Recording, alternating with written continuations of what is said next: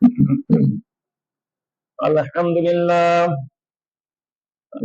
لله نحمده ونستعينه ونستغفره ونؤمن به ونتوكل عليه ونعوذ بالله من شرور أنفسنا ومن سيئات أعمالنا ومن يهده الله فلا مضل له ومن يضلله فلا هادي له وأشهد أن لا إله إلا الله وأشهد أن محمدا عبده ورسوله أرسله الله بالحق بشيرا ونذيرا أما بعد فإن خير الحديث كتاب الله وخير الهدي هدي محمد صلى الله عليه وسلم وشر الأمور محدثاتها وكل محدثة بدعة وكل بدعة ضلالة وكل ضلالة في النار.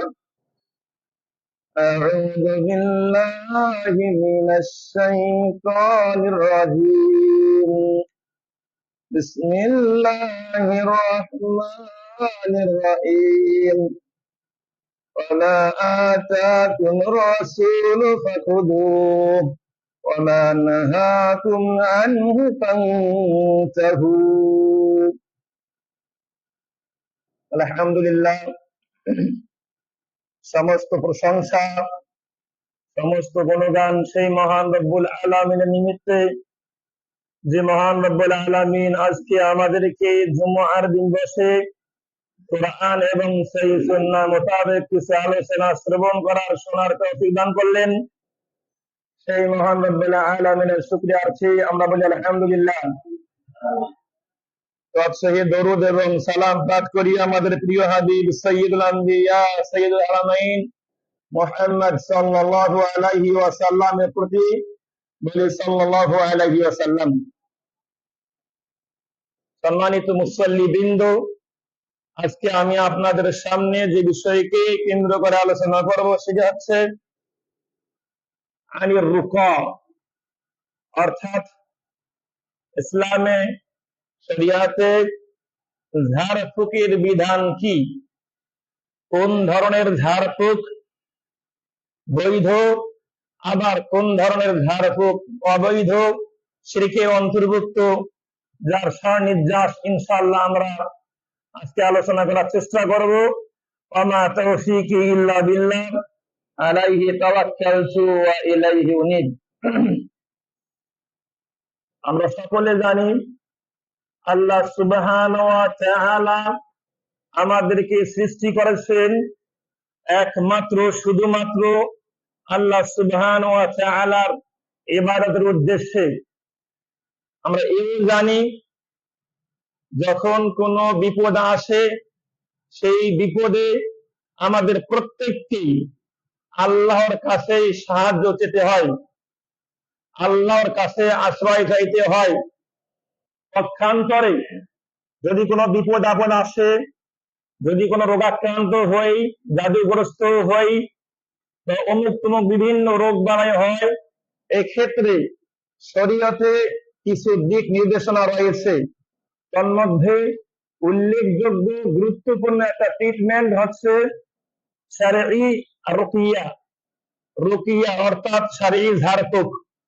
কোরআন সুন্নাহর আলোকে যেগুলো বর্ণিত হয়েছে, রাসূলুল্লাহ সাল্লাল্লাহু আলাইহি ওয়াসাল্লাম আমাদেরকে শিক্ষা দিয়েছেন, সাহাবায়ে কেরাম যেগুলো আমল করেছিলেন, তার মাধ্যমেই আমাদেরকে একটা ট্রিটমেন্ট চিকিৎসা পদ্ধতি গ্রহণ করতে হয়। তার মধ্যে কিছু কিছু আছে অবৈধ, কিছু আছে বৈধ, সেগুলো আমরা ইনশাআল্লাহ পর্যায়ক্রমে জানার চেষ্টা করব। ওয়ামা তাওফীকি ইল্লা বিল্লাহ আলাইহি তাওয়াক্কালতু ওয়া ইলাইহি উনীব। সর্বপ্রথম আমরা রুকা সম্পর্কে জানবো, রুকিয়া সম্পর্কে জানবো। রুকিয়াতুন শব্দটি আরবি, যার বহুবচন হচ্ছে রুকা। বাংলায় আমরা যেটাকে বলে থাকি ঝাড়ফুঁক। পক্ষান্তরে এই রুকিয়াকে আরবিতে আল আউযাতু বলা হয়, আশ্রয় প্রার্থনা করা। অর্থাৎ শরিয়াতে বর্ণিত দোয়া দরুদের মাধ্যমে, জিকির আজকারের মাধ্যমে আল্লাহর কাছে যে আমরা আশ্রয় চাই, এটাকে বলা হয় রুকিয়া, ঝাড়ফুঁক। পক্ষান্তরে রুকিয়া এর পারিভাষিক অর্থ বলতে গেলে আমরা বলতে পারি শারআন আয়াতুন ওয়া আযকারুন ওয়া আদিয়াতুন তুকরাউ আলাল মারিদ। কিছু আয়াত রয়েছে, কিছু জিকির আজকার রয়েছে, কিছু এমন দোয়া রয়েছে যেগুলো আমরা রোগাক্রান্ত ব্যক্তির কাছে গিয়ে পাঠ করব, এটাকে বলা হয় ঝাড়ফুঁক বা রুকিয়া। আমরা অনেকেই অনেক সময় রোগাক্রান্ত হই, রোগে আক্রান্ত হই। আবার অনেকে আমরা ভাবি আল্লাহ মনে হয় আমাকে অপছন্দ করেন, আল্লাহ মনে হয় আমাকে ঘৃণা করেন। আমাদের সমাজে একটা নীতি রীতি এরকম রয়েছে, আমার শত্রু পক্ষের যখন কোনো বিপদ আসে, রোগ আসে, তখন আমরা বলি যে আল্লাহ ওর সাজা দুনিয়াতেই দিচ্ছে। আর যখন সেই একই রোগ যখন আমার কাছে আসে, তখন আমরা বলি যে আল্লাহ আমাকে পরীক্ষা করতেছে। আল্লাহ যেমন আমাকে পরীক্ষা করেন, ঠিক তেমনি ওনাকেও কি পরীক্ষা করেন। সুতরাং বিপদ আপদ আসবেই, বিপদ আপদ আসলে আল্লাহর কাছেই শরণাপন্ন হতে হবে। রাসূলুল্লাহ সাল্লাল্লাহু আলাইহি ওয়াসাল্লাম যেগুলো দোয়া জিকির আজকার শিক্ষা দিয়েছেন, তার মাধ্যমেও আমাদেরকে ট্রিটমেন্ট চিকিৎসা করার চেষ্টা করতে হবে। আল্লাহ তৌফিক দান করুন বলে আল্লাহুম্মা আমিন। এখন যে বিষয়টি জানবো সেটি হচ্ছে আকসাম রুকিয়া, ঝাড়ফুঁকের প্রকার সমূহ। ঝাড়ফুঁক রুকিয়া কত প্রকার? কিসমান, ঝাড়ফুঁক এবং রুকিয়া যাই বললে কেন আমরা, এটা হচ্ছে দুই প্রকার। রুকিয়াতুন মাশরুইয়াতুন, এক প্রকার ঝাড়ফুঁক রয়েছে যেগুলো শরীয়ত সিদ্ধ, শরীয়ত সম্মত। দ্বিতীয় প্রকার রুকিয়া হচ্ছে রুকিয়াতুন মামনুআতুন, এক প্রকার ঝাড়ফুঁক রয়েছে যেগুলো নিষিদ্ধ, সেগুলো শরণাপন্ন হলে আমরা হয়তো বা শিরকে নিমজ্জিত হব, নতুবা কবিরা গুনাহে নিমজ্জিত হব। সুতরাং যে প্রকার ঝাড়ফুঁক শরীয়ত সিদ্ধ, আল্লাহ কর্তৃক রাসূলুল্লাহ কর্তৃক অনুমোদিত, সেগুলোর দিকে আমরা ধাবিত হব। আল্লাহ তৌফিক দান করুন বলে আল্লাহুম্মা আমিন। এখন আমরা জানবো আর রুকিয়াতুল মাশরুইয়াতু, যে ঝাড়ফুঁক শরীয়ত সিদ্ধ, তার কিছু আলামত রয়েছে, তার কিছু আপনার শর্ত শারায়েত রয়েছে, যে শর্ত শারায়েতের আলোকে যদি কোনো ঝাড়ফুঁক আমরা করে থাকি, সেটা হচ্ছে শরীয়ত অনুমোদিত। আর যদি সেখানে কোনো শর্ত ছুটে যায়, বুঝতে হবে এটা শরীয়ত অনুমোদন করে না।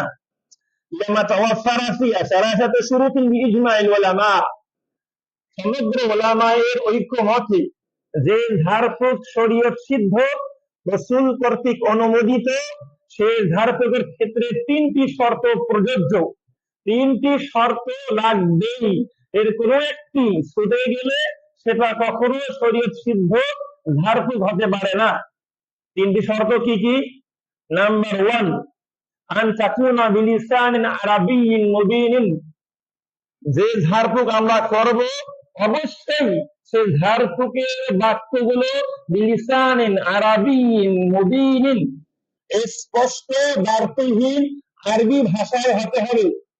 ওটা বাংলা ভাষায় নয়, উর্দু ভাষায় নয়, ফার্সি ভাষায় নয়, ওই পুঁথির যে অনেকে গান গায়, পুঁথির কোন বাক্যের মাধ্যমে নয়। এবং যে আরবি বাক্যগুলো, দোয়াগুলো, জিকিরগুলো, আজকারগুলো পাঠ করব রোগীর সামনে গিয়ে, এর অর্থগুলো জানতে হবে, আমাদেরকে জানা যেতে হবে। এমন কিছু আরবি বলা যাবে না যার অর্থই নাই। অনেক আরবি আছে, এলোমেলো আরবি আছে, আরবি বললাম কিন্তু অর্থ কি হচ্ছে না, অর্থযোগ্য হচ্ছে না। সুতরাং অর্থ সম্বলিত এমন আরবি জিকির আজকারের মাধ্যমে ঝাড়ফুঁক করতে হবে, এটা প্রথম শর্ত। 2 নম্বর শর্ত হচ্ছে আন তাকুনা বিকালামিল্লাহ, আমরা ঝাড়ফুঁক করব আল্লাহর কালাম দিয়ে, কোরআন দিয়ে। কোরআনের শ্রেষ্ঠ ঝাড়ফুঁক আর কিছু হতে পারে না। কোরআনের আয়াত দিয়ে, কোরআনের সূরা দিয়ে আমরা ঝাড়ফুঁক করব। আসমাইহি, অথবা এর পাশাপাশি আল্লাহর আসমা ও সিফাত, অনেক সুন্দর সুন্দর নাম রয়েছে যেগুলোর মাধ্যমে আমরা ঝাড়ফুঁক করতে পারবো। এটা হচ্ছে দ্বিতীয় শর্ত। তিন নম্বর শর্ত হচ্ছে আল্লাহ ইউতামাদ আলাইয়া ইতিমাদান কুল্লিয়ান। আমরা যে জিকির আজকার গুলো পাঠ করব ঝাড়ফুঁকের ক্ষেত্রে, আমরা যে আল্লাহর নাম দিয়ে, কোরআন দিয়ে, আল্লাহর আসমাই সিফাত দিয়ে ঝাড়ফুঁক করব, আপনাকে আমাকে এই ঝাড়ফুঁক করতে গিয়ে পূর্ণাঙ্গ ভাবে এই ঝাড়ফুঁকের উপর নির্ভরশীল হওয়া যাবে না।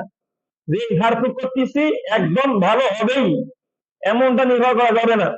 বাল ইয়াতাকিদু, বরং এই বিশ্বাস, এই আকীদা স্থাপন করতে হবে যে আন্না রুকিয়াতা লা তুয়াসসিরু বিজাতিহা, সরাসরি ঝাড়ফুঁক কোনো প্রভাব সৃষ্টি করতে পারে না। বাল বিতাকদিরিল্লাহ, বরং আল্লাহর তাকদিরে যা হওয়ার সেটাই কি হবে। অর্থাৎ ঝাড়ফুঁক করব ঠিকই, এই বিশ্বাস রাখতে হবে যে আল্লাহই ভালো করবেন, আল্লাহই ভালো করবেন, এই বিশ্বাস সেখানে স্থাপন করতে হবে। আপনি আমি ঝাড়ফুঁক করলাম, বললাম যে এই ঝাড়ফুঁকে ভালো করবে, যে না, এইটা তো বিশ্বাস করা যাবে। আল্লাহ রাব্বুল আলামিন আমাদেরকে ঝাড়ফুঁক করতে বলছেন, রসুল করতে বলছেন, করবো, কিন্তু বিশ্বাস থাকবে যে আল্লাহ ভালো করবেন।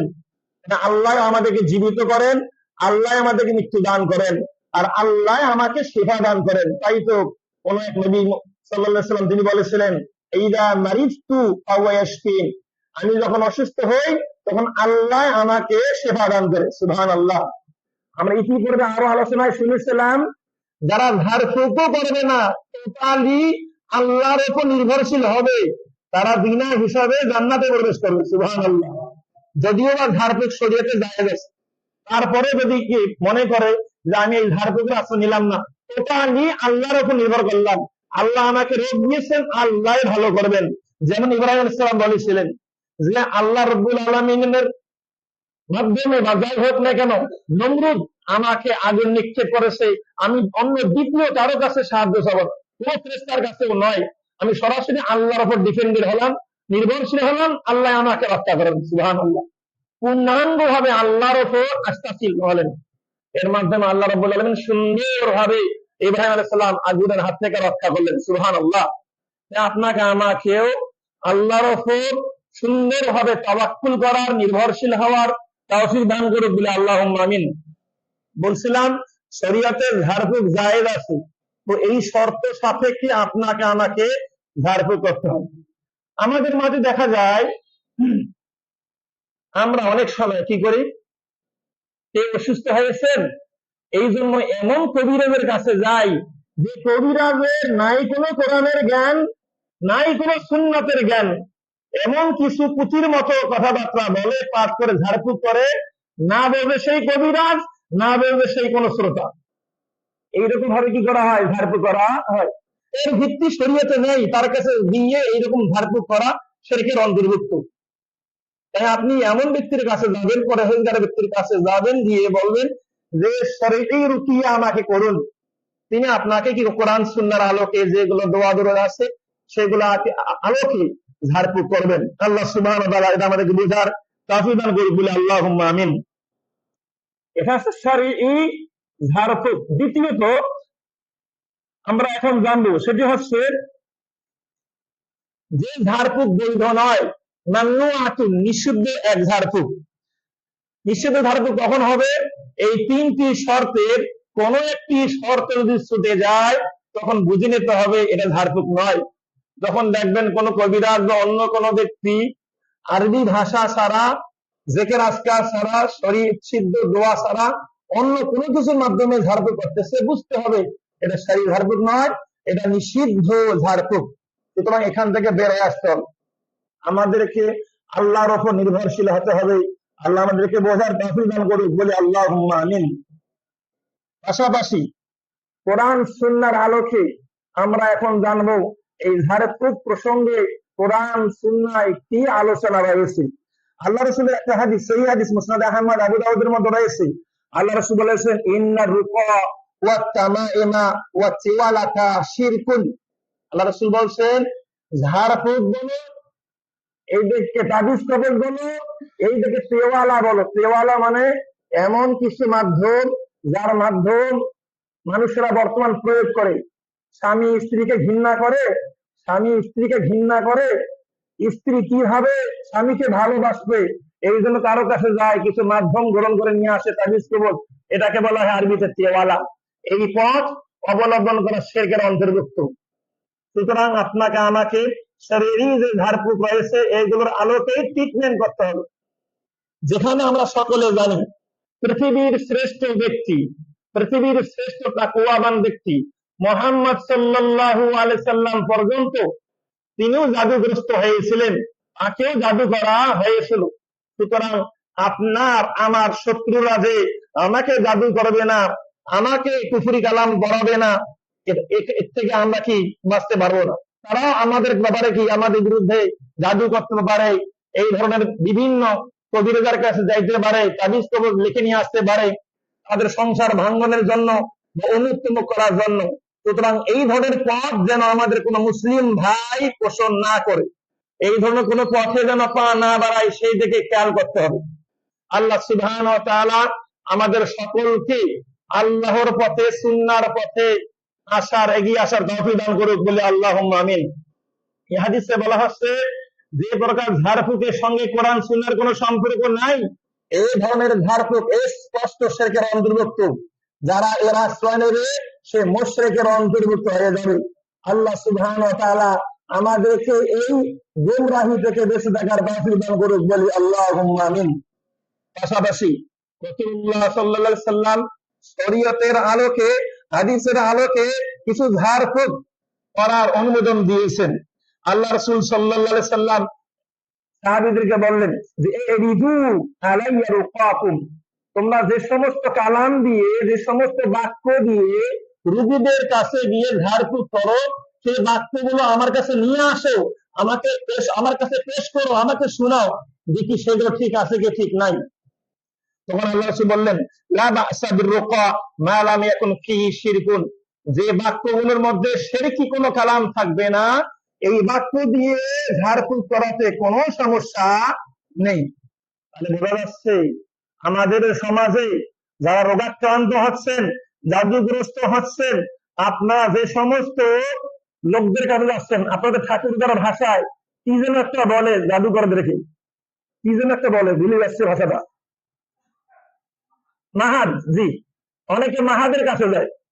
ওই যে মাহাদের কাছে যাচ্ছে, ওই মাহাদরা প্রায় ম্যাক্সিমাম তারা টোটালি শিরকের আশ্রয় নেয়, টোটালি প্রায় কুফরি বাক্যের মাধ্যমে কি করে তারা কবিরাজি করে। সুতরাং সাবধান।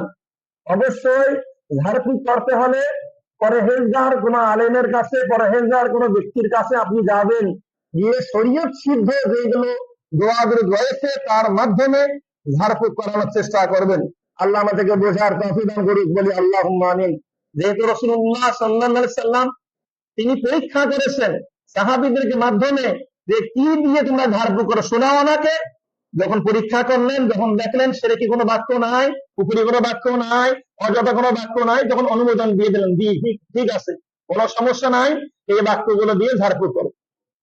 তাই আসুন আমরা সুন্নাহ ভিত্তিক শরীয়ত সম্মত যেগুলো ঝাড়ফুঁক রয়েছে সেগুলোর আলোকে ঝাড়ফুঁক করার চেষ্টা করে আল্লাহ তৌফিক দান করুক বলে আল্লাহুম্মা আমিন। এখন কথা হচ্ছে একটা মাসআলা জানবো, যদি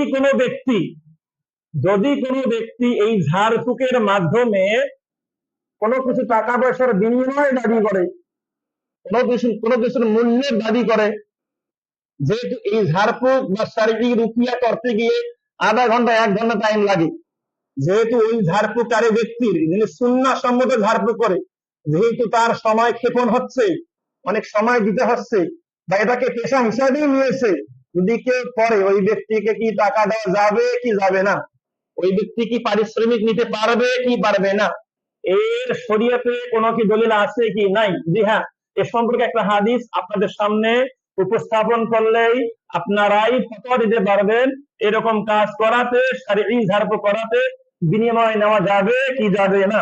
হাদিসটি সহিহ বুখারী সহকারে অসংখ্য গ্রন্থের মধ্যে হাদিসটি স্থান পেয়েছে। হাদিসটি হলো আবু সাঈদ আল খুদরি রাদিয়াল্লাহু আনহু থেকে বর্ণিত। তিনি বললেন ইনতাকালা নাফারুন মিনা সাহাবী রাসূলুল্লাহ সাল্লাল্লাহু আলাইহি ওয়াসাল্লাম ফি সাফারিন সাফারুহা, একদা রাসূলুল্লাহ সাল্লাল্লাহু আলাইহি সাল্লামের সাহাবীদের কিছু দল, কয়েকজন সাহাবী কোন এক সফরে বের হলো।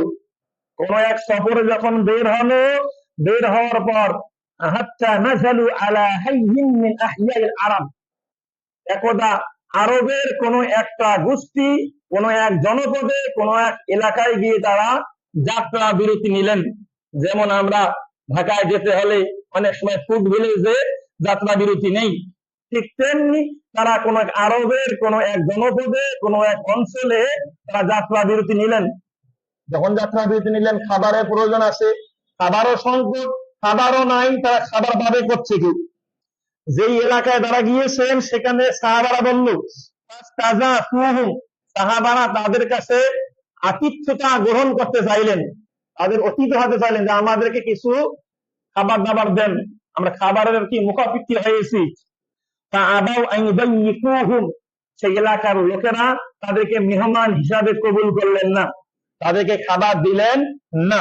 পক্ষান্তরে পরবর্তীতে দেখা গেল লুদিগা সাইয়্যিদু যালিকাল হাইয়্যি, যারা তাদেরকে মেহমান হিসেবে কবুল করলো না, যে এলাকার লোকেরা সাহাবীদেরকে মেহমান হিসেবে কবুল করলো না, সেই এলাকার যিনি নেতা সর্দার, সেই সর্দার বিশ্বতে দংশিত হয়েছিল, বিশ্বটাকে কি করেছিল? দংশন করেছিল। তো সেই এলাকার লোকেরা তাদের সর্দারের ট্রিটমেন্টের জন্য বিভিন্ন চিকিৎসা ব্যবস্থা গ্রহণ করলো। যেমন বাংলাদেশে আমাদের চিকিৎসা না হলে আর মাদ্রাজে যাই, চেন্নাই যাই, অনেক সময় কি বিভিন্ন রাষ্ট্রে যায় চিকিৎসার জন্য। তাই তারা সেই যুগে যত প্রকার ট্রিটমেন্ট আছে তারা সব ধরনের ট্রিটমেন্ট করলো, তখন তাদের নেতা কিন্তু ভালো হলো না, সুস্থ হলো না। কোন ট্রিটমেন্টে তাদের কাজ দিল না। তখন সেই এলাকার লোকদের কিছু লোক বলল, তোমরা যদি ওই লোকদের কাছে যাইতা, যে লোকেরা আমাদের কাছে মেহমান হতে চেয়েছিলেন, তাদের কাছে যাইতা, গিয়ে বলতা যে তোমাদের কাছে কোনো চিকিৎসা ব্যবস্থা জানা আছে নাকি? হতে পারে তাদের কারো কাছে কোনো চিকিৎসা ব্যবস্থা জানা আছে, এরকম হতে পারে। তাই তোমরা তাদের কাছে যাও। তারা তাদের কাছে গেলেন, গিয়ে বললেন, ইয়া আইয়ুহা রাহাতু, হে লোকেরা, হে লোকেরা, ইন্না সাইয়্যিদানা লুদিগা, আমাদের যে সাইয়্যিদ ছিলেন, আমাদের যে নেতা ছিলেন, সেই নেতা সাপে দংশিত, বিচ্ছুতে দংশিত হয়েছে। ওয়াসাইনা লাহু বিকুল্লি শাইইন, আমরা সব ধরনের ট্রিটমেন্ট করেছি, সব চিকিৎসা করেছি, লা ইয়ানফাউহু, কোন চিকিৎসায় উপকার হয়নি। ফাহাল ইনদা আহাদিন মিনকুম মিন শাই, তোমাদের কাছে এমন কেউ কি আছে যে তার ট্রিটমেন্ট করতে পারবে, চিকিৎসা করতে পারবে? ফাকালা বা'দুন, হঠাৎ করে সেই সাহাবীদের মধ্যে থেকে একজন সাহাবী দাঁড়িয়ে গেলেন, বলে ফেললেন, ওয়াল্লাহি, আল্লাহর কসম করে বলতেছি, ইন্নী লা আরকি, আমি কিন্তু ঝাড়ফুঁক জানি, যে ঝাড়ফুঁকের মাধ্যমে আল্লাহ চাইলে মাফ করতে পারেন, সেই ঝাড়ফুঁক আমার জানা আছে। ওয়ালাকিন, তবে ওয়াল্লাহি, আল্লাহর কসম করে বলতেছি, ইস্তাযফনাকুম, আমরা কিন্তু তোমাদের কাছে মেহমান হতে চেয়েছিলাম, খাবার চেয়েছিলাম, ফালাম তুযাইফুনা, তোমরা কিন্তু আমাদেরকে মেহমান হিসেবে কবুল করনি, কোনো খাবার দান করনি, আমরা কিন্তু তোমাদের ট্রিটমেন্ট করতে পারবো না। ফামা আনা বিরাকিল লাকুম, এই ভাষায় বলেছেন, ফামা আনা বিরাকিল লাকুম, আমি তোমাদের ঝাড়ফুঁক করতে পারবো না, আমি কিন্তু ঝাড়ফুঁক জানি। হাত্তা তাজআলু লানা জুলান, ততক্ষণ না তোমরা আমাদের জন্য নির্ধারিত কিছু খাবারের ব্যবস্থা করবা। এই জোলানটা কি? এটাকে আরবিতে বলা হয় জোলান, বাংলায় পারিশ্রমিক। যাই হোক, ফাসালাহুম আলা কাতিইন মিনাল গানাম, তখন উভয়ের মধ্যে চুক্তি হলো, কমিটমেন্ট হয়ে গেল যে হ্যাঁ, ট্রিটমেন্টে যদি ভালো হয়ে যায় তাহলে কিন্তু আপনাদেরকে এক পাল ছাগল দিয়ে দেবো। সুবহানাল্লাহ, এক পাল ছাগল মানে অনেকগুলো ছাগল দিয়ে দেবো। এই শর্তে ফান্তালাকা, সেই সাহাবী চললেন, ইয়াকসুলু আলাইহি ওয়া ইয়াকরু বিআলহামদুলিল্লাহি রাব্বিল আলামিন আর রহমানির রহিম মালিকি ইয়াউমিদ্দিন, গিয়ে সূরা ফাতিহা পাঠ করলেন। সূরা ফাতিহা পাঠ করে ওই ব্যক্তির উপর ফুৎকার দিলেন, এইরকম কয়েকবার করলেন। ফাকান্নামা নাশাতা মিন ইকালিন, এই ঝাড়ফুঁক করাতে সেই ব্যক্তি এত সুন্দরভাবে সুস্থ হয়ে গেল যে যেন তার কোনো রোগই ছিল না। সুবহানাল্লাহ। কি দিয়ে ঝাড়ফুঁক করছেন? সূরাতুল ফাতিহা, যেটাকে বলা হয় সূরাতুশ শিফা। যত ট্রিটমেন্ট ব্যবস্থা রয়েছে সবগুলোর নেতা, লিডার হচ্ছে এই সূরাতুল ফাতিহা, যেটা দিয়ে সাহাবায়ে কেরাম ঝাড়ফুঁক করতেন। তাই ঝাড়ফুঁকে যখন ভালো হয়ে গেল, ফান্তালাকা ইয়ামশি ওয়া মা বিহি কালাবাতুন, তখন সেই নেতা ব্যক্তি চলতে লাগলো, রোগাক্রান্ত ব্যক্তি চলতে লাগলো, যেন তার কোনো রোগই ছিল না, এমন ভাবে সুস্থ হয়ে গেল। তাহলে বলা যাচ্ছে এই ঝাড়ফুঁক করাতে রোগী ব্যক্তি সুস্থ হতে পারে। কথা এখনো শেষ হয়নি, ঘটনা এখনো শেষ হয়নি, আরো পরবর্তীতে অনেক কথাবার্তা রয়েছে। যাই হোক, আউফুহুম জুআলাহুম লাযী সালাহুম আলাইহি, তারা যে শর্ত করেছিল এক পাল ছাগল দেবে, শর্ত মোতাবেক এক পাল ছাগল তাদেরকে দেওয়া হলো। এখন ফাকালা বাযুম, সাহাবীদের মধ্যে মতবিরোধ লেগে গেল যে তুমি যে ঝাড়ফুঁক করলা, বললো তুমি যে ঝাড়ফুঁক করলা, এই ঝাড়ফুঁকের বিনিময়ে যে এতগুলো ছাগল ডিমান্ড করে দাবি করে নিলা, এটা কতটুকু বৈধ হলো? এটাকে আমরা খাইতে পারবো যে খাইতে পারবো না? কিছু কিছু সাহাবা বলতে লাগলেন, আরে সিনো, আরে বন্টন করো আমাদের মাঝে, আগে খেয়ে নেই, ক্ষুধার্ত আমরা আছি, বন্টন করো আমাদের মাঝে। ফাকাল আল্লাযী রাকা, যিনি ঝাড়ফুঁক করেছিলেন, সেই ব্যক্তি বললেন যে লা তাসআলু বিনা, এখন তোমরা খেয়ে বন্টন করবে না, হাত্তা নাতি ইয়া রাসূলুল্লাহ সাল্লাল্লাহু আলাইহি ওয়াসাল্লাম ওয়া নাযকুরু লাহু, যতক্ষণ না রাসূলের কাছে আমরা যাব, রাসূলের কাছে আমাদের অত্র বিষয়টি খুলে বলবো, তারপর রাসূল যে সিদ্ধান্ত দেবেন সেই সিদ্ধান্ত মোতাবেক আমরা কাজ করব। আল্লাযী কানু ফানানজুরু মা ইয়ামুরুনা ফাকাদিমু আলা রাসূলিল্লাহ, তাই সাহাবারা সবাই রাসূলের কাছে আসলেন, ফাযাকারু লাহু, রাসূলুল্লাহ সাল্লাল্লাহু আলাইহি ওয়াসাল্লামকে অত্র ঘটনা খুলে বললেন যে আমরা ঝাড়ফুঁকের বিনিময়ে এই পরিমাণ ডিমান্ড করে এই ছাগল নিয়েছি, এটাকে আমরা খেতে পারবো? রাসূলুল্লাহ সাল্লাল্লাহু আলাইহি ওয়াসাল্লাম উত্তর দিলেন, ওমা ইউদ্রিকা আনহা রুকিয়া, এ সাহাবা তুমি কিভাবে জানতে পারলে যে এই সূরাটা রুকিয়ার সূরা, ঝাড়ফুঁকের সূরা, কিভাবে জানতে পারলে? সুম্মা ক্বালা, অতঃপর রাসূলুল্লাহ সাল্লাল্লাহু আলাইহি ওয়াসাল্লাম বললেন, কদ আসাবতুম, তোমরা যে কাজটা করেছো নির্দ্বিধায় নিঃসন্দেহে, নো ডাউট, কোনো সন্দেহ নাই, তোমরা শরীয়ত সিদ্ধ একটা সিদ্ধান্তে উপনীত হয়েছো, সঠিক কাজই করা করেছো। ইকসিমু, তোমরা তোমাদের মাঝে বন্টন করে নিয়ে নাও, ওয়াজিবুলি মাকুম সাহাবান, এবং তোমাদের বন্টনের মাঝে আমার জন্য একটা ভাগ রেখে দাও। সুবহানাল্লাহ, রাসূল কর্তৃক একদম অনুমোদিত। রাসূল বলেন আমাকে একটা অংশ দাও, এটা জায়েজ নয়, বরং সুন্নাহ সম্মত একটি কাজ। আবার আমাদের সমাজে দেখবেন যদি কেউ টাকা নেয়, আবার তাকে তো বলবে যে কি ধর্ম ব্যবসায়ী, অমুক তমুক, অনেক গালিগালাজ করবে। তবে অবশ্যই যিনি ঝাড়ফুঁক করবেন শরীয়তের আলোকেই ঝাড়ফুঁক করবেন, কোরআন সুন্নাহর আলোকেই ঝাড়ফুঁক করবেন, এটা অবশ্যই ওভার কনফিডেন্স আপনাকে রাখতে হবে। তার আগে সেখানে যাওয়া যাবে না। আপনি মাহাদের কাছে যাবেন, ওই ধরনের কবিরদের কাছে যাবেন, শিরকি কার্যকলাপ করবেন, আবার নিজেকে পাক্কা মুসলিম দাবি করবেন, আবার পাক্কা আহলে হাদিস দাবি করবেন, শিরক করবেন, আবার আহলে হাদিস দাবি করবেন, কোশ্চিনকালে নয়। আল্লাহ আমাদের পরীক্ষা নেন, বিভিন্ন বিপদ দিয়ে আমাদের পরীক্ষা নেন, আমাদের আর্থিক সম্পদ নষ্ট করার মাধ্যমে আল্লাহ পরীক্ষা নেন, আমাদের ধন দৌলত নষ্ট করার মাধ্যমে, আমাদের একদম পেটের মধ্যে যে সমস্ত শস্য হয় সব ধ্বংসের মাধ্যমে, সন্তানের মাধ্যমে, বিভিন্ন ভাবে আল্লাহ কি করেন, পরীক্ষা নেন। আল্লাহ দেখতে চান এইরকম পরীক্ষায় উত্তীর্ণ হতে পারে, একমাত্র আল্লাহর উপর নির্ভরশীল হতে পারে, যে পরীক্ষা দিয়ে আল্লাহর উপর নির্ভরশীল হয়ে শরীয়ত সিদ্ধ ট্রিটমেন্ট করে শরীয়তের উপর বিষয় থেকে আমার উপর নির্ভরশীল হতে পারে, এটা আল্লাহ দেখতে চান। কিন্তু আমরা হতভাগা মুসলিম, আমরা অনেক সময় আমাদের যে বসত, অমুক তমুক বসত, আমরা শিরকের আশ্রয় নেই, তাবিজ কবরের আশ্রয় নেই, অমুক তমুকের আশ্রয় নেই, এই সমস্ত কুচিন্তা ভাবনা, এই সমস্ত শিরকি কার্যকলাপ ডাস্টবিনে নিক্ষেপ করে আপনাকে তওবা করে শরীয়তের মধ্যে ফিরে আসতে হবে। আল্লাহ সুবহানাহু ওয়া তাআলা আমাদেরকে বোঝার তৌফিক দান করুন, বলে আল্লাহুম্মা আমিন। অনেক সময় দেখা যায় ছেলে সন্তান, বাবা এবং ছেলে দেখতেছে বাবা আমার কথা শোনে না, বাবা আমার কথা মতো কাজ করে না, এই জন্য ছেলে কোন এক মাহাদের কাছে যায়, কোন এক আপনার কবিরদের কাছে যায়, এমন তাবিজ তাবিজ করে, তখন বাবা ওই ছেলের কথা ছাড়া আর কারো কথাই কি শোনে না। এইরকম অনেক কাহিনী আমাদের সমাজে, বিশেষ করে আমাদের রংপুরের কথা বলতেছি, এইরকম কাহিনী অহরহ ঘটতেছে। যখন দেখা যায় কোন ছেলে, কোন এলাকার কোন ছেলে হায়ার এডুকেটেড পার্সন হয়েছে, উচ্চ শিক্ষায় শিক্ষিত হয়েছে, অনেক সাফল্য মণ্ডিত হচ্ছে, তার যে কুচক্রী মহল রয়েছে, তার যে বিরুদ্ধ পার্টি রয়েছে, তখন তাকে তাবিজ তাবিজ করার চেষ্টা করে কুফরি কালামের মাধ্যমে, যেন সে ধ্বংস হয়ে যায়। নাউযুবিল্লাহ মিন যালিক। এইরকম হিংসার বীজ আমাদের সমাজে একদম ছড়িয়ে ছিটিয়ে গেছে, আমাদের রন্ধ্রে রন্ধ্রে প্রবেশ করেছে এই সমস্ত হিংসার বীজ, যার কারণে মানুষেরা তাবিজ কবজের আশ্রয় নেয়, যার কারণে মানুষেরা শিরকের আশ্রয় নেয়।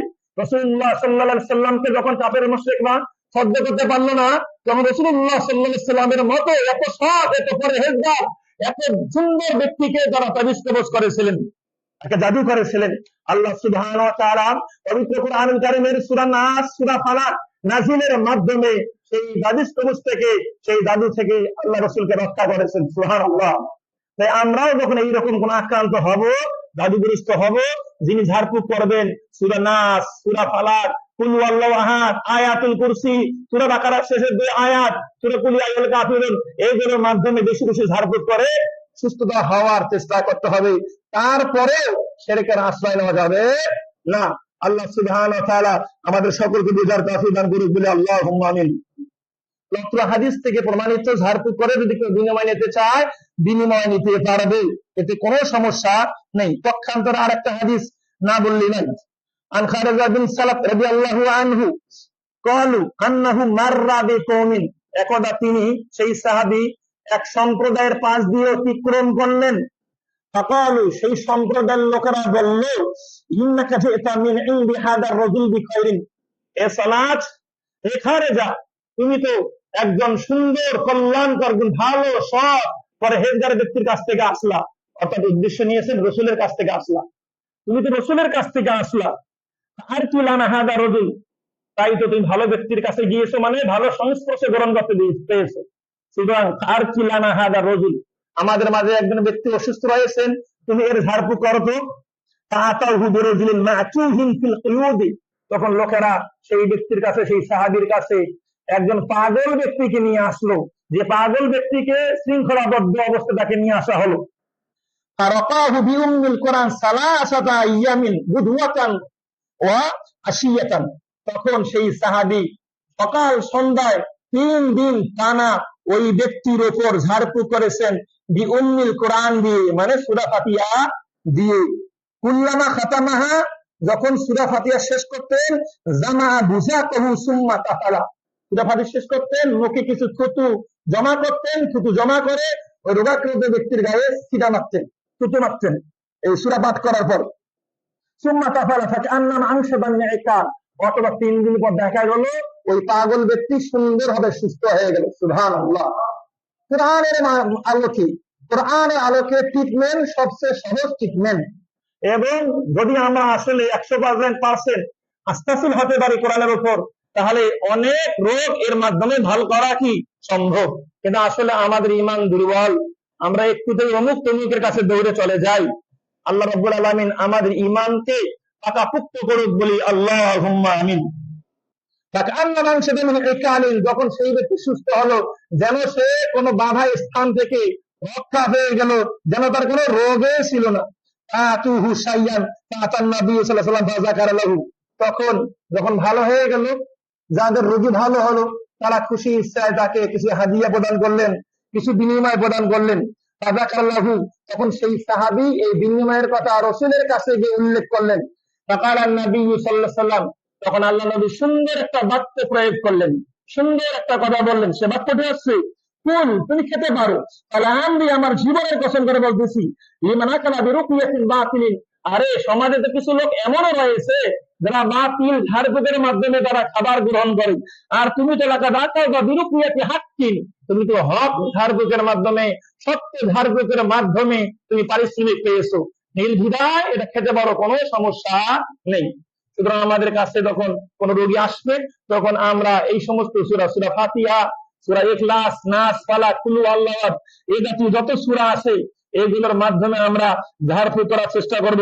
আল্লাহ সুবহানাহু ওয়া তাআলা আমাদেরকে বোঝার তৌফিক দান করুক বলে আল্লাহুম্মা আমিন। পাশাপাশি হাদিসের মধ্যে আরো অনেক দোয়া আছে, যেমন আন আয়েশা রাদিয়াল্লাহু তাআলা আনহা আন্না নবী সাল্লাল্লাহু আলাইহি ওয়াসাল্লাম কানা ইয়ারকি, আয়েশা রাদিয়াল্লাহু তাআলা আনহা তিনি বললেন, আল্লাহ নবী সাল্লাল্লাহু আলাইহি ওয়াসাল্লাম তিনি নিজেই ঝাড়ফুঁক করতেন।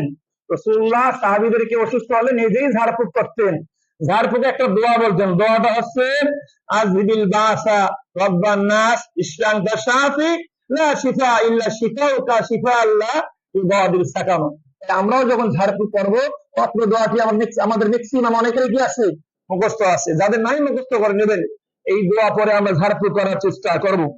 আল্লাহ সুবহানাহু ওয়া তাআলা বোঝা তৌফিক দান করুক, বলি আল্লাহুম্মা আমিন। সহিহ বুখারী হাদিস। পাশাপাশি আয়েশা রাদিয়াল্লাহু আরো বললেন, আন্না রাসূলুল্লাহ সাল্লাল্লাহু আলাইহি ওয়াসাল্লাম কানা ইয়ারকি বিহাযি রুকিয়াতি। আয়েশা রাদিয়াল্লাহু আনহা তিনি বললেন, আল্লাহ রাসূল সাল্লাল্লাহু আলাইহি ওয়াসাল্লাম এই সমস্ত দোয়া পরে ঝাড়ফুঁক করতেন। বিশেষ করে এই আজিল বাস রব্বান নাস, এই দোয়াটি, এখানে আরো একটা শব্দ যোগ আছে, বিয়াদিকা শিফাউ লা কাশিফা লাহু ইল্লা আনতা, এই শব্দটি আছে হাদিসে ঝাড়ফুঁকের দোয়া বর্ণিত হয়েছে। পাশাপাশি আবু সাঈদ খুদরি থেকে বর্ণিত, তিনি বললেন, আন্না জিবরাইল আলাইহিস সালাম আতান নাবিয়্যা, একদা একদিন জিবরাইল আলাইহিস সালাম আল্লাহর নবীর কাছে আসলেন, এসে বললেন, ইয়া মুহাম্মদ, হে মুহাম্মদ সাল্লাল্লাহু আলাইহি সাল্লাম, হে মুহাম্মদ, ইস্তাকাইতা, আপনি কি অসুস্থ, আপনি কি রোগাক্রান্ত, আপনি কি রোগাক্রান্ত? ক্বালা নাম, তখন রাসূল বলেন, জি হ্যাঁ আমি রোগাক্রান্ত, আমি অসুস্থ। ক্বালা, তখন সরাসরি জিবরাইল কি করেছেন, ঝাড়ফুঁক করেছেন একটা দোয়া দিয়ে। সেই দোয়াটি হচ্ছে, বিসমিল্লাহি আরকিকা মিন কুল্লি শাইইন ইউযিকা মিন শাররি কুল্লি নাফসিন আও আইনিন হাসিদিন আল্লাহু ইয়াশফিকা বিসমিল্লাহি আরকিকা, এর মাধ্যমে ঝাড়ফুঁক করতেন। এই দোয়াটির অর্থ অনেক সুন্দর। অর্থ হচ্ছে, বিসমিল্লাহি, আল্লাহর নামে, আর কিকা, আমি তোমার ঝাড়ফুঁক করতেছি, মিন কুল্লি শাইইন, ওই সব জিনিস থেকে, ইউযিকা, যা আপনাকে কষ্ট প্রদান করে, ব্যথিত করে, সব থেকে আমি আপনার কাছে ঝাড়ফুঁক করতেছি। মিন শাররি কুল্লি নাফসিন, প্রত্যেক ওই নাফস থেকে, আও আইনিন হাসিদিন, প্রত্যেক ওই হিংসুটে ব্যক্তির হিংসা থেকে আমি ঝাড়ফুঁক করতেছি। আল্লাহু ইয়াশফিকা, তিনি বললেন যে আল্লাহ আপনাকে সেবা দান করবেন। বিসমিল্লাহ আর কিকা, আল্লাহর নামে আপনার ঝাড়ফুঁক করতেছি। সুন্দর একটি দোয়া। এই দোয়াটিও আমরা ইনশাআল্লাহ মুখস্থ করে ঝাড়ফুঁক করতে পারবো। আল্লাহ সুবহানাহু ওয়া তাআলা এই দোয়াগুলো মুখস্থ করে ঝাড়ফুঁক করা তৌফিক দান করুক, বলি আল্লাহুম্মা আমিন। পাশাপাশি এই যে অনেকেই আমাদের সমাজে অসুস্থ হন, রুকিয়ার দ্বারস্থ হন, আমরা যারা রুকিয়া এই দোয়া গুলো জানি, আমরা তাদের সাহায্য করার চেষ্টা করব। এই প্রসঙ্গে একটা হাদিস না বললে নাই। আর আবু যুরাইর রাদিয়াল্লাহু তাআলা আনহু ক্বালা, তিনি বললেন, সামি'তু জাবির রাদিয়াল্লাহু তাআলা আনহু, জাবির রাদিয়াল্লাহু তাআলা আনহুর কাছে শুনেছি, ইয়াকুলু, তিনি বললেন যে, লাদাগাত রাজুলান মিন্না আহরাবুন, আমাদের মধ্যে একজন ব্যক্তি বিশ্বতে দংশিত হলো, মানে বিশ্ব দংশন করেছে। ওয়া নাহনু জুলুসুন মা রাসূলিল্লাহ, তখন আমরা সাহাবারা রাসূলের সঙ্গে উপস্থিত ছিলাম। ফাকালা রাজুল, ইয়া রাসূলুল্লাহ, তখন একজন ব্যক্তি বলল, হে আল্লাহর রাসূল, আর কি, আর কি, আমি কি তার ঝাড়ফুঁক করে আসবো, আমি কি তার ঝাড়ফুঁক করে আসবো? আলা, তখন রাসূলুল্লাহ সাল্লাল্লাহু আলাইহি ওয়াসাল্লামের মুখে নিঃসৃত একটা বাণী, রাসূলুল্লাহ সাল্লাল্লাহু আলাইহি ওয়াসাল্লাম একটা কথা বলেছেন, মান ইসতাতা মিনকুম আইয়ানফাকাহু ফালিয়াফাল, তোমাদের মধ্যে যার ক্ষমতা আছে, যার শক্তি আছে, যার এবিলিটি আছে অন্য কোন ভাইয়ের উপকার করার, সে যেন উপকার করে। সুবহানাল্লাহ। আমাদের কারো জানা থাকলে, কোন অসুস্থ ব্যক্তি হলে আমরা তার কাছে গিয়ে শারীর ঝাড়ফুঁক করে তার উপকার করার চেষ্টা করব। অত্র হাদিস এই শিক্ষা প্রদান করে। আল্লাহ সুবহানাহু ওয়া তাআলা আমাদেরকে বোঝার তৌফিক দান করুক, বলি আল্লাহুম্মা আমিন। এই সমস্ত অসংখ্য হাদিস এইগুলো উল্লেখ করার পর বিংশ শতাব্দীর শ্রেষ্ঠ মুহাদ্দিস মুজাদ্দিদ শেখ আল্লামা আলবানী রাহিমাহুল্লাহ, নাসিরউদ্দিন আলবানী রাহিমাহুল্লাহ, তিনি বলেছেন, এই হাদিসে অত্র হাদিসগুলো উল্লেখ করে ইস্তিহবাব রুকিয়াতুল মুসলিম ইয়াতিহিল মুসলিম, এই সমস্ত হাদিস প্রমাণ করে একজন মুসলমান আর একজন মুসলমানের কাছে গিয়ে ঝাড়ফুঁক করবে, এটা মুস্তাহাব একটা আমল, সুন্দর ভালো একটি আমল। লা বাসা মিনার রুকা, এই ধরনের শারীরিক ঝাড়ফুঁক করাতে কোনো সমস্যা নেই। যালিকা মা কানা মানাহু মাসুওয়ান মাসুআন, যতক্ষণ এই দোয়া দরুদের অর্থ সুন্দর হবে, এই দরুদ ঝাড়ফুঁক করাতে কোনো সমস্যা নেই। পক্ষান্তরে আন্নার রুকা বিমা লা ইয়াকিল মানাহু মিন আলফাজ কাগায়রি জায়েজিন, এমন শব্দ দিয়ে ঝাড়ফুঁক করলে যার অর্থই বোধগম্য নয়, সেই অর্থ, যেগুলো অর্থ বোধগম্য নয়, সেই শব্দগুলো দিয়ে ঝাড়ফুঁক করা জায়েজ নাই, বরং হারাম, তিনি কথা বলেছেন। পাশাপাশি ইমাম মানাবী রাহিমাহুল্লাহ, বিখ্যাত একজন ইমাম, ইমাম মানাবী রাহিমাহুল্লাহ, তিনি বলেছেন, ওয়া তামাসসাকা নাসুন বিহাযাল উমুম, ঝাড়ফুঁক করা জায়েজ আছে, এই আম বাণী থেকে কিছু লোক মনে করেছে যে কোনো দিয়ে ঝাড়ফুঁক করলে মানে হয়ে গেল। তিনি বলেছেন, জি না, শারঈ যেটা দোয়া রয়েছে, কোরআন আয়াত রয়েছে, এইগুলো দিয়ে আপনাকে আমাকে ঝাড়ফুঁক করতে হবে, এটাই তিনি বুঝিয়েছেন। পক্ষান্তরে এখন আমরা জানবো কোরআনের আরো কিছু আয়াত আছে, গুরুত্বপূর্ণ আয়াত, যেমনটা আপনারা সকলে জানেন মুসা আলাইহিস সালামের যুগের কাহিনী, জাদুর কাহিনী।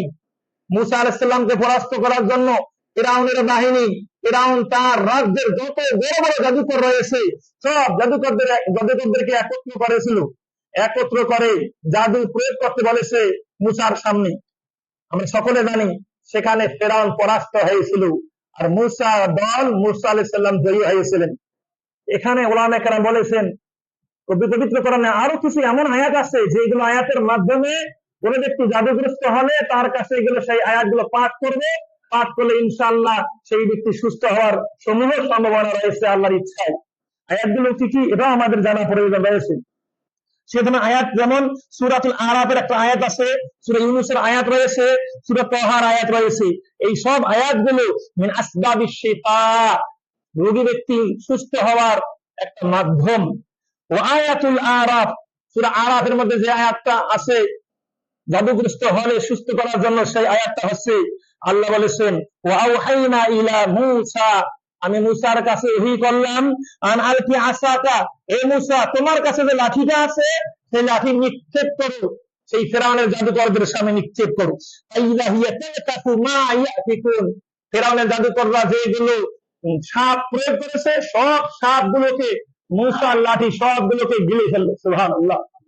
এই যে এই আয়াতটি দিয়ে আমরা কি করব, জাদুগ্রস্ত ব্যক্তিদের কাছে গিয়ে কিভাবে ঝাড়ফুঁক করবো। পাশাপাশি আরো আয়াত আছে ওয়াকাল হাক্কু ওয়া বাতালা মা কানু ইয়ামালুন, এই আয়াতটি শেষ পর্যন্ত বলেছেন তাগুলিবু হুনালিকা ওয়ানকালাবুস সাগিরিন। এই আয়াতটি অর্থাৎ সূরা আরাফের অর্থ আয়াতটি পুরো শেষ পর্যন্ত যেখানে রয়েছে ওয়ানকালাবুস সাগিরিন, এখান থেকে আপনাকে পাঠ করতে হবে যদি আমরা কখনো কোন জাদুগ্রস্ত ব্যক্তিকে ট্রিটমেন্ট করতে যাই শারীরিক ঝাড়ফুঁকের মাধ্যমে। পাশাপাশি আরো একটা আয়াত আছে ওয়ামাল আয়াতুল্লাতি ফি সূরাতি ইউনূস, সূরা ইউনূসের একটা আয়াত আছে, সেই আয়াত হচ্ছে ওয়াকালা ফিরাউন। সব আয়াতে প্রায় ফিরাউনের কথা বলা হয়েছে, কারণ পৃথিবী মনে হয় এর আগে জাদু দেখেনি, জাদু ইতিহাস শুনেছে মুসা ফিরাউনের কি কাহিনী থেকে। ওয়াকালা তার আগে তারপরে তো মুহাম্মদ সাল্লাল্লাহু আলাইহি ওয়াসাল্লাম হয়েছে। ওয়াকালা ফিরাউন উতুনি বিকুল্লি সাহিরিন আলিম, আল্লাহ বললেন মুসা আলাইহিস সালাম ভাষায়, হে ফিরাউন তোমার যত বড় বড় জ্ঞানী জাদুকররা আছে আমার সামনে নিয়ে আসো। ফালাম্মা যাআ আস-সাহারাতু, যখন সব জাদুকররা উপস্থিত হলো, ক্বালা লাহুম মূসা, তখন মূসা আলাইহিস সালাম তাদেরকে বললেন আলকু মা আনতুম মুলকুন, তোমরা যেগুলো জাদু নিক্ষেপ করবা প্রয়োগ করবা সব জাদু প্রয়োগ করো, আমি পরবর্তীতে দেখতেছি। ফালাম্মা আলকাও, যখন ফিরাউনের জাদুকররা সমস্ত বড় বড় বিশাল বিষধর সাপগুলো প্রয়োগ করলো, মা জিতুম বিসির ইন্নাল্লাহা সাইয়ুবতিলুহু, তখন আল্লাহ রাব্বুল আলামিন ফিরাউনের সব জাদুকরদের জাদুকে সব ধ্বংস করে দিলেন। সুবহানাল্লাহ। ইন্নাল্লাহা লা ইউসলিহু আমালুল মুফসিদিন, যারা ফাসিক ব্যক্তি, যারা খারাপ ব্যক্তি, তাদের কাজ কখনো সফলকাম হয় না। তা আমরা ফাসিক ব্যক্তি, আমরা খারাপ ব্যক্তি হতে চাই না, আমরা আল্লাহর মুমিন মুত্তাকি ব্যক্তি হতে চাই। আল্লাহ রাব্বুল আলামিন আমাদেরকে বোঝার তৌফিক দান করুক, বলি আল্লাহুম্মা আমিন। এরকম আয়াত সূরাত তাহার মধ্যে রয়েছে قالوا يا موسى إما أن تلقى وإما أن تكون أول من ألقى। যাই হোক এরকম আয়াত অনেকগুলো আয়াত রয়েছে যেগুলো আয়াতের মাধ্যমে আমরা জাদুগ্রস্ত ব্যক্তিদের ট্রিটমেন্ট করতে পারবো বলে আমরা আশা রাখি। এবং অবশ্যই সর্বাগ্রহে আল্লাহর উপর আস্থাশীল হতে হবে, যে আল্লাহ রব দিয়েছেন, আল্লাহ ভালো করবেন। যখনই আমরা এই মূল ফর্মুলা থেকে বের হয়ে এসেছি যে আল্লাহ ছাড়া অমুক তমুকও ভালো করতে পারে, অমুকের কাছে গেলে তমুকের কাছে গেলে সে খুব বিশেষজ্ঞ স্পেশালিস্ট ব্যক্তি, সে ভালো করতে পারে, তার দক্ষতা খুব রয়েছে, তার উপর নির্ভরশীল হয়ে পড়ি, তাহলে শিরক হয়ে যাবে। তা আপনাকে আমাকে সর্বাগ্রহে আল্লাহর উপরে নির্ভরশীল হতে হবে। পাশাপাশি যত বড়ই ভালো ডাক্তার হোক না কেন, যত বড় ভালো চিকিৎসক হোক না কেন, তার শরণাপন্ন আমরা হতে পারি, এটা জায়েজ আছে, এটা মাধ্যম, কোনো সমস্যা নাই। তবে তার উপর নির্ভরশীল হওয়া যাবে না, মাধ্যম হিসাবে আমরা সেগুলো প্রয়োগ করতে পারবো, কোনো সমস্যা নাই। আল্লাহ সুবহানাহু ওয়া তাআলা আমাদের সকলকে বোঝার তৌফিক দান করুক, বলে আল্লাহুম্মা আমিন। আল্লাহ রাব্বুল আলামিন অত্র আমাদের আলোচনাটুকু শারঈ ঝাড়ফুঁক সম্পর্কে আমাদের অনেক মুসলিম ভাইয়েরা যারা খুতবার শেষ লগ্নে আসতেছেন, শেষ সময়ে পৌঁছছেন, তারা কিন্তু আগের অনেক অংশটুকু মিস করেছেন, আমরা আপনাদেরকে অনেকবার উদাত্ত আহ্বান জানিয়েছি, আমরা আপনাদেরকে অনেকবার অনুনয় বিনয় করিয়ে জানিয়েছি যে ভাইয়েরা এই দুনিয়ার সময়টা, এই সময়ের চেয়ে এই সময়টাকে অবশ্যই আপনাকে আমাকে আখিরাতের জন্য কাজে লাগাতে হবে। সপ্তাহে একটা দিন আসে জুমুয়ার দিন, যে দিনকে বলা হয় ঈদের দিন। কিসের দিন? ঈদের দিন। জুমুয়ার দিন আসলেই দেখবেন মুমিন যারা রয়েছেন তাদের হৃদয়টা প্রফুল্ল হয়ে যায়, আনন্দচিত্ত হয়ে যায়। আমরা সকলে জানি এই জুমুয়ার দিন যখনই আসে তখন জিন জাতি মানব জাতি ছাড়া সব কিছুই কিন্তু ভয়ে বিহ্বল হয়ে যায়। না জানি কখন কিয়ামত নেমে পড়ে, না জানি কখন কিয়ামত এসে যায়। কিন্তু আমরা আশরাফুল মাখলুকাত হয়ে আমরা আল্লাহর এই বিধানটুকু মানতে রাজি নই, আমরা রাসূলের কথাটুকু মানতে রাজি নই। বছরে দুইবার ঈদ আসে, সেই দুই ঈদের এক মাস আগ থেকে আমরা প্রস্তুতি নেই যে ঈদুল ফিতর, ঈদুল আজহা আসতেছে, কেনাকাটা করতে হবে, অমুক করতে হবে, তমুক করতে হবে। এক মাস আগ থেকে প্রস্তুতি নেই। ওলামায়ে কেরাম রাসূলুল্লাহ সাল্লাল্লাহু আলাইহি ওয়াসাল্লাম বলেছেন যে ঈদুল ফিতরের দিন, ঈদুল আজহার দিন যেমন মর্যাদামণ্ডিত, তার চেয়ে বড় মর্যাদামণ্ডিত দিন আছে জুমুয়ার দিন। সুবহানাল্লাহ। যে জুমুয়ার দিনে কিয়ামত হবে, যে জুমুয়ার দিনে কিয়ামত হবে। কিন্তু আমাদের যে হৃদয়টা এতটাই মরীচিকাপূর্ণ হয়েছে, আমাদের হৃদয়ে এতটাই সিল মারা হয়েছে, ব্যবসা বাণিজ্য কাজ কর্ম চাকরিকে এমন ভাবে আমরা এটা সেটা করে ধরেছি, আঁকড়িয়ে ধরেছি, যেন মনে হয় আমি আর আপনি মরবো না কখন। এটা মনে রাখতে হবে, কাফনের কিন্তু পকেট নাই। এটা মনে রাখতে হবে যে কাফন দিয়ে আপনাকে পেঁচানো হবে না, সে কাফনের পকেট নাই। কত পরিমাণ টাকা আপনি উপার্জন করতে হলে আপনি জুমুয়ার খুতবা মিস করবেন। জুমুয়ার খুতবা শ্রবণ করা ফরজ। যে জুমুয়ার খুতবায় কথা বলা নিষেধ, যদি কেউ কথা বলে, যদি কেউ গন্ডগোল করে, তাকে যদি কেউ বলে চুপ থাকো, যে চুপ থাকে কথা বলেছে, এটাও নিষেধ আছে হাদিসে। কি করে আমাদের 15 মিনিট 20 মিনিট আধা ঘন্টা মিস হয়ে যায়। দুই একদিন কোন শারীরিক সমস্যার কারণে মিস হবে, এটা আলাদা কাহিনী, এটা মাযুরগ্রস্ত, এটা আল্লাহ মাফ করবে। কিন্তু প্রতি বিয়েতে এইরকম হচ্ছে, প্রতি জুমআয় এইরকম হচ্ছে। খুতবা ভালো না লাগলে ভালো একজন খতিব নিযুক্ত দিয়ে তাকে খতিব বানান, তারপরে জুমার খুতবা মিস করবেন না। শরীয়তের গুরুত্বপূর্ণ একটা ইবাদত আছে এই জুমার খুতবা। এই জুমার খুতবা থেকে আমাদের সমাজ সংশোধনের জন্য অনেক বিষয়ে আলোচনা করা হয়। যদি কেউ মনে করেন আমাকে কটাক্ষ করার জন্য, আমার যদি রাগ হয়ে বলতেছে, জি না, কারো প্রতি রাগ বিদ্বেষ নয়, শরীয়তের রাসূলের কথাটাই আমরা শুধুমাত্র প্রদান করেছি। আমরা সকলে জানি রাসূলের চরিত্র ছিলেন অনেক ভালো, রাসূলের ব্যবহার এতটাই মিষ্টি, এতটাই সুন্দর ছিল যে রাসূলের ব্যবহারে মুগ্ধ হয়ে অনেক কাফের মুশরিক মুসলমান হয়েছেন। সুবহানাল্লাহ। সেই মুহাম্মদ সাল্লাল্লাহু আলাইহি সাল্লাম যখন মিম্বরে দাঁড়াইতেন তখন তার দুই চোখ লাল হতো, কান্নাহু মুনজিরু জাইশিন, যেন তিনি কোন সৈন্যবাহিনীদেরকে ভয় দেখাচ্ছেন, ভীতি দেখাচ্ছেন। সেনাবাহিনী যারা প্রধান থাকে তারা সৈন্যবাহিনীদেরকে অনেক রাগ হয়, অনেক অকথ্যভাবে গালিগালাজ করে। আমরা শুনেছি অনেক সৈন্যবাহিনী গালিগালাজ সহ্য করতে না পারে চাকরি ছেড়ে চলে আসে। রাসূলুল্লাহ সাল্লাল্লাহু আলাইহি ওয়াসাল্লাম এত সুন্দর ব্যবহারের অধিকারী, এত সুন্দর চরিত্র অধিকারী, এত সুন্দর মুত্তাকি ব্যক্তি হওয়া সত্ত্বেও মিম্বরে যখন উঠতেন তার রাগ কন্ট্রোল করতে পারতেন, তার চোখ লাল হয়ে যেত। চোখ লাল কখন হয়? লাল তখন হয় যখন খুশি থাকে, তখন লাল হয়। যখন রাগ হয় তখন লাল হয়। জাতিকে সংশোধন করার জন্য নরম করে কখনো জাতি সংশোধন হবে না, শক্ত কথাই প্রয়োগ করতে হবে। এতে যদি কেউ মন খারাপ করেন, কোনো করার নাই। যতক্ষণ দায়িত্ব আছে, যতক্ষণ মেম্বারা আছি, ততক্ষণ সত্য কথা অকথ্য হবে দায়িত্ব ইনফ্রন্টে ঘোষণা করবেন ইনশাআল্লাহ। উদাত্ত আহ্বান জানাচ্ছে আমার প্রিয়, আমার পরিচিত, আমার সকল মুসলিম ভাইদেরকে যে জুমার খুতবাকে মূল্যায়ন করুন। এই জুমার খুতবার 1 সেকেন্ড যেন আপনার মিস না হয়, এই প্রতিজ্ঞা আপনি এই খুতবা থেকে নেন। আল্লাহ আমাদের সকলকে হেদায়েত দান করুন বলে আল্লাহুম্মা আমিন। ভাবতেও অবাক লাগে, শুনতেও অবাক লাগে যে আমাদের মুসলমান ভাইয়ের কোন ভাই নাকি এখনো নামাজ পড়েন। ভাবতেও অবাক লাগে যে মুসলমান ভাইদের মধ্যে কোন ভাই নাকি এখনো 5 ওয়াক্ত সালাত করেন। ভাবতেও অবাক লাগে। কেন ভাবতে অবাক লাগে? রাসূলের যুগের যত সাহাবী ছিলেন সবাই জানতেন, সবাই বিশ্বাস করতেন যারা নামাজ পড়েন না তারা কাফের। নরেন্দ্র মোদী যেমন কাফের, ডোনাল্ড ট্রাম্প যেমন কাফের, অমুক লোকেরা যেমন কাফের, ঠিক আপনিও তেমন কি কাফের। এই কথা যতক্ষণ না হৃদয় মন করবেন, আপনি বুঝবেন, ততক্ষণ আপনি সংশোধন হবেন। রাসূলুল্লাহ সাল্লাল্লাহু আলাইহি ওয়াসাল্লাম মারা যাচ্ছেন সেই মুহূর্তে রাসূল বলতেছেন কি আসসালাত আসসালাত আসসালাত আসসালাত। রাসূল মারা যাচ্ছেন, মুখ থেকে বলতেছেন আসসালাত আসসালাত। এই কথা বলতে তার জিহ্বা আটকে গেল, মানে মারা গেলেন। কতটুকু গুরুত্ব সালাতের আমি মানা জাতিকে বোঝাতে পারতেছি না। সালাতের গুরুত্ব কতটুকু, কিয়ামত পর্যন্ত ওলামায়ে কেরাম সালাতের গুরুত্ব, বিভিন্ন ইবাদতের গুরুত্ব বলেই যাবে, আর আপনাকে মানার চেষ্টা করতে হবে। ভাই আসুন আমরা সালাতের গুরুত্ব বুঝি, ইবাদতের গুরুত্ব বুঝি, আল্লাহর পথে ফিরে আসি, সিরাতে মুস্তাকিমের পথে ফিরে আসি। আল্লাহ আমাদেরকে বোঝার তৌফিক দান করুক বলে আল্লাহুম্মা আমিন। আল্লাহ সুবহানাহু ওয়া তাআলা আমাদের সকলকে আমল করার তৌফিক দান করুক বলে আল্লাহুম্মা আমিন।